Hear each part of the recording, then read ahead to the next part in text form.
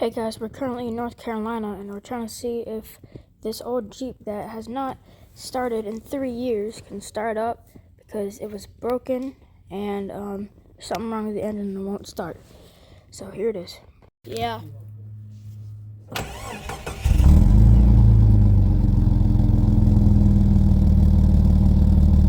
It works.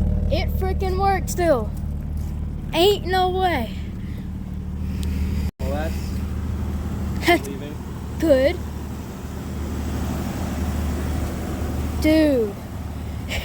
She works.